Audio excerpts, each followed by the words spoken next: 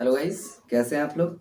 I hope कि बहुत ही अच्छे होंगे। और जैसा कि आपको पता है, मैंने आपको पहले भी बताया था कि अगर कोई प्रॉब्लम विशेष नहीं होता है तो क्लासेस कंटिन्यू ही रहेंगे। लास्ट 2 डेज़ वीडियोस नहीं आ पाए, जिसका मेन रीज़न था कि मुझे अपने एग्ज़ाम की वजह से थोड़ा बाहर जाना था। मैं बाहर गया था। तो ख़ैर जो भी हो, अब आपको कंटिन्यू वीडियो पहले की तरह मिलता जाएगा।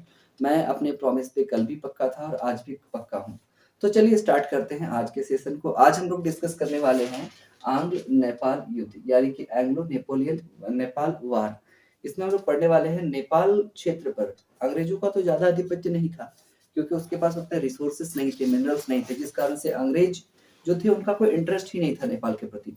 परंतु कुछ जो नेपाल के बॉर्डर स्टेट एरियाज जो थे, ठीक है, जैसे कि मान लीजिए जो बिहार से सटे हुए जो एरियाज थे, उस एरिया में कहीं ना कहीं अंग्रेजों का कुछ समय के लिए दबदबा रहा। हालांकि समय के साथ इन बातों को मतलब दबा दिया गया और इन पर इंटरेस्ट भी नहीं था अंग्रेजी सरकार का, क्योंकि नेपाल के पास ऑलरेडी पहाड़ी क्षेत्र था और उस पहाड़ी क्षेत्रों पे जाके फिर शासन करना बहुत मुश्किल था। और कहीं ना कहीं एक कारण ये भी था कि वहाँ की जो आर्मी थी, गोरखा आर्मी, कहीं ना कहीं बहुत सख्त थी, सशक्त थी। और इसी कारण से नेपाल के लोगों के प्रति जो अंग्रेजों का जो शासन था वो उतना प्रखर नहीं हो पाया था। तो आज हम लोग डिस्कस करने वाले हैं उन सारे मुद्दों का। साथ में हम लोग ये भी डिस्कस करेंगे कि भाई आंग्ल सिख युद्ध कैसे हुआ। आंग्ल सिख संबंध तो मैंने आपको बताया था, पर दो दो लड़ाइयाँ हुई, किस प्रकार से हुई, कब कब हुई, उन सारी चीजों के बारे में डिटेल्स में पढ़ने वाले हैं। आप वीडियो अगर आपको पसंद आए तो वीडियो को जरूर शेयर कीजिएगा दोस्तों से, ताकि आपके साथ साथ आपके तरह जितने भी दोस्त हैं उनको इम्पोर्टेंट जो क्लास का सीरीज है वो फ्री में उपलब्ध हो पाए। तो चलिए स्टार्ट करते हैं आज के क्लास को। सबसे पहले देखते हैं आंग्ल नेपाल युद्ध, यानी एंग्लो नेपाल वार। तो क्या होता है, घटना है 1768 की। नेपाल 1768 में एक शक्तिशाली गोरखा राज्य बनकर उभरा था। जैसा कि आपको पता था कि गोरखा ये जो शब्द है ना, ये नेपालियों के लिए है। हालांकि भारतीय सेना में भी गोरखा कह के एक अलग से रेजिमेंट है, जहाँ पे नेपाली मतलब लोगों के लिए स्पेशल व्यवस्था रहती है, उनके लिए स्पेशल सीटें रिजर्व भी रहती है, ठीक है। तो ये गोरखा कमांडो जो थे, ये नेपाल से ही इनकी शुरुआत होती है। और गोरखा साम्राज्य कब बनकर खड़ा हुआ नेपाल में, तो 1768 में गोरखा साम्राज्य बनकर खड़ा हुआ था। हैंगस्टीन, वारन हैंगस्टीन, जिसके बारे में मैंने आपको बताया था, के शासनकाल में अंग्रेजों और गोरखा के मध्य संघर्ष हुआ और 1814 में यह संघर्ष शुरू होता है। 1814 तक यह संघर्ष चलता रहा। देखिए 1768 से 1814 तक यह संघर्ष चलता रहा और लगातार कई संघर्ष हुए, संघर्षों का दौर चलता रहा।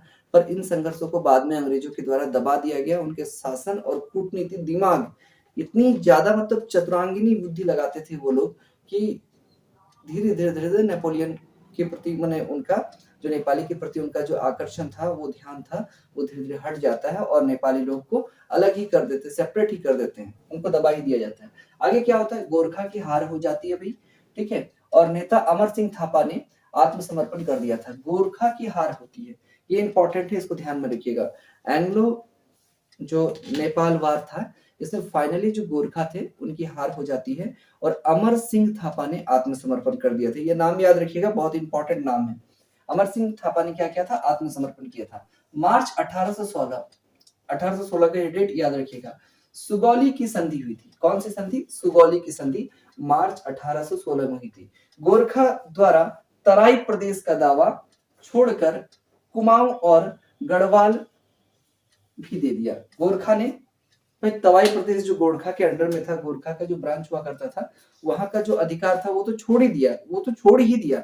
और साथ में क्या किया उन्होंने, एक और चीज अंग्रेजों को ऑफर कर दिया कि भाई कुमाऊं और गढ़वाल प्रदेश भी अंग्रेजों को दे दिया था। और मैंने जैसा कि आपको बताया कि यह बिहार में होने वाली पहली संधि थी। नेपाल का जो बॉर्डर स्टेट था ना, जो बिहार से लगा हुआ था, उन्हीं सब जगहों पर थोड़ा बहुत अंग्रेजी शासन का प्रभुत्व तो कुछ समय के लिए ही देखा गया था। याद रखिएगा, सिक्किम छोड़ने और काठमांडू में ब्रिटिश रेजिमेंट रखने के लिए गोरखा तैयार हो गए। भाई गोरखा का कुछ क्षेत्र जो था वो सिक्किम के एरिया में भी गोरखा फैले हुए थे, तो उन्होंने क्या किया कि सिक्किम को छोड़ दिया और साथ में क्या किया कि भाई काठमांडू में गोरखा का एक रेजिमेंट लगाने के लिए प्रस्ताव जो था वो पारित कर दिया था कि भाई आप वहां जाके रेजिमेंट लगा सकते हैं गोरखा का। क्लियर है, कोई डाउट है? आई होप इसमें कोई डाउट नहीं होना चाहिए, बस इतना ही इंपॉर्टेंट है आंग्ल नेपाल युद्ध में, इसको आप लोग थोड़ा सा ध्यान में रखिएगा। पिंडारियों का दमन और आंग्ल सिख युद्ध, ये बहुत इंपॉर्टेंट टॉपिक है, इसको थोड़ा सा ध्यान में रखिएगा। पिंडारियों का दमन किस प्रकार होता है और आंग्ल सिख युद्ध की क्या घटना थी? 1 मिनट। हाँ बिल्कुल, तो इस पर हम लोग फोकस करने वाले हैं। तो पिंडारी कौन थे, इस विषय में अनेक मत हैं। पिंडारियों का पहला उल्लेख 1609 महाराष्ट्र पर हुआ, जब मुगल ने आक्रमण के दौरान इस पर आक्रमण किया था महाराष्ट्र में। तो 1609 में सबसे पहले पिंडारी जो संप्रदाय है, पिंडारी जो जनजाति है, ये उभर कर कब आती है अस्तित्व में। हालांकि कब एग्जिस्ट करता है, कहां से एग्जिस्ट करता है और कितना एग्जिस्ट करता है, इसके बारे में किसी को नहीं पता। पर 1609 में जब महाराष्ट्र पर मुगलों का आक्रमण हुआ तो कहीं ना कहीं पिंडारियों के अस्तित्व को देखा गया था। ये एक इंपॉर्टेंट चीज है। पेशवा बाजीराव द्वितीय, ये इंपॉर्टेंट कैरेक्टर, इस पे याद रखिएगा। पेशवा बाजीराव द्वितीय के शासनकाल से इनका संबंध जुड़ा हुआ है। पिंडारियों का संबंध अगर आपसे पूछा जाए किसके शासनकाल से है, तो पेशवा बाजीराव द्वितीय के शासनकाल से है। युद्ध में अवैतनिक सहयोग तथा लूटमार पर हिस्सा करते थे। युद्ध में सहयोग देते थे पिंडारी, मतलब अवैतनिक सहयोग, इसके लिए कोई पेमेंट नहीं लेते थे, बल्कि जो लूट काट की सामान है, लूटमार की जो सामान लाते थे, उनका फिर हिस्सा बंटवारा करना पड़ता था। यही इनका एक मेन उद्देश्य था। ठीक है। मुख्य सेना, इनके मुख्य जो नेता थे वो कौन थे, तो वालिस मोहम्मद चीतू और कर्मी खां, याद रखिएगा, वालिस मोहम्मद चीतू और कर्मी खां जो है इनके मुख्य नेता थे। ये भी इंपॉर्टेंट है। लॉर्ड हेंगस्टीन ने 1818 में चौतरफा हमला करवाया और 1824 में फाइनली इनको खत्म कर दिया। 1818 में चौतरफा हमला करवाया पिंडारी पर, किसने, तो भाई हमला करवाया था किसने, तो याद रखिएगा लॉर्ड हेंगस्टीन ने, वार्ड हेंगस्टीन ने करवाया था और 1824 तक इनके अस्तित्व को ही खत्म कर दिया था। आगे देखिए, आंग्ल सिख युद्ध 1845-46 में ये होता है, इंपॉर्टेंट है। ठीक है। नेतृत्व किसने किया, तो याद रखिएगा रंजूर सिंह मिजिदिया, रंजूर सिंह मिजिदिया ने नेतृत्व किया था। हालांकि इनकी हार हो गई थी और जीतने वाले अंग्रेज थे, जिसका नाम था हैरी स्मिथ, जो जीत चुके थे। ठीक है। अच्छा, सोबराव की लड़ाई में के नाम से प्रसिद्ध है। ठीक है। इसमें आंग्ल सिख युद्ध में एक लड़ाई होती है सोबराव में, जिसको सोबराव की लड़ाई कहते हैं। और इसमें क्या होता है, हालांकि ये लड़ाई भी जो सिख लोग हैं वो हार जाते हैं और फाइनली लाहौर की संधि 1846 में होती है, जिसके द्वारा ये युद्ध समाप्त होता है। आगे कि भैरववाल संधि कब हुई थी, ये इससे ही रिलेटेड है, फर्स्ट एंग्लो सिख बैटल से ही रिलेटेड है, इसको याद रखिएगा। 1846 दिसंबर का महीना एंग्लो सिख बैटल में एक इंपॉर्टेंट है, भैरववाला संधि, याद रखिएगा, इंपॉर्टेंट है। द्वितीय आंग्ल सिख युद्ध को चलते हैं इसकी और याद रखिएगा इसका टाइम ऑफ एरा क्या है, तो 1848 से 1849 ईस्वी का है। रामनगर की लड़ाई कब हुई, तो 1848 में ही। जलियांवाला बाग की लड़ाई कब हुई, 1849 में। जी, जलियांवाला बाग तो आपने पढ़ा होगा, पर अगर आपसे पूछा जाए जलियांवाला की लड़ाई कब हुई, तो याद रखिएगा 1849 में होता है, जिसका संबंध किससे है, आंग्ल सिख युद्ध से है। गुजरात की लड़ाई कब होती है, 1849 में। गुजरात की लड़ाई और जलियांवाला बाग की लड़ाई दोनों ही 1849 में होती है। अच्छा, सेकंड जो एंग्लो सिख बैटल था उसका नेतृत्व अंग्रेजी सेना की ओर से चार्ल्स नेपियर कर रहे थे, याद रखिएगा। और पंजाब पर डलहौजी का अधिकार फिलहाल पूरी तरह से हो गया द्वितीय एंग्लो बैटल युद्ध के बाद, क्योंकि भाई अंग्रेजी सेना इतनी बड़ी थी, विशाल सेना थी और अलग अलग लोगों का सपोर्ट भी था, और इनकी छोटी सी सेना, छोटी सी टुकड़ी, इसको हराने में ज्यादा समय नहीं लगा। चार्ल्स नेपियर के नेतृत्व में जब लड़ाई की गई, अंग्रेजी सेना को बहुत बड़ी सफलता मिलती है और फाइनली डलहौजी का जो शासनकाल है वो पंजाब प्रांत पे जम जाता है, डलहौजी का अधिकार हो जाता है।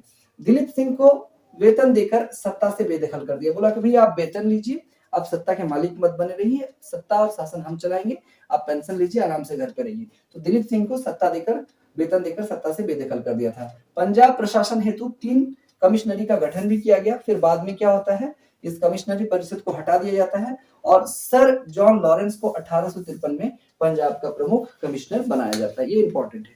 तो आपको समझ में क्या आएगा, इस इतना तो समझ में आ गया होगा कि किस प्रकार से एंग्लो सिख बैटल हुआ और किस प्रकार से यहाँ पर आपने देखा कि भाई एंग्लो नेपाल का बैटल भी किस प्रकार से हुआ, लड़ाइयां भी कैसे लड़ी। तो आपको आई होप समझ में आ गया होगा। हम लोग घटना चक्र में चलते हुए एक क्रम से हम लोग 1853 तक लगभग पहुंच चुके हैं। इसके बाद हम लोग क्या करेंगे, 1857 की लड़ाई को कवर करेंगे और देखेंगे अगर इससे पहले कुछ इंपॉर्टेंट टॉपिक मिलता है तो उसको कवर कराएंगे। अभी हम लोग मॉडर्न हिस्ट्री पढ़ रहे हैं, जैसा कि आपको पता है मॉडर्न हिस्ट्री का हर एक पार्ट आपको इन डिटेल्स पढ़ाया जा रहा है। इससे जितने भी क्वेश्चन इंपॉर्टेंट रहते हैं मैं उसको क्लास में डिस्कस कर दिया करता हूँ। तो वीडियो को 2-3 बार रिवीजन कर लीजिएगा, देखकर आपको आसानी से समझ जाइएगा। तो चलते हैं, फिर मिलते हैं नेक्स्ट वीडियो में, तब तक के लिए थैंक यू, गुड बाय।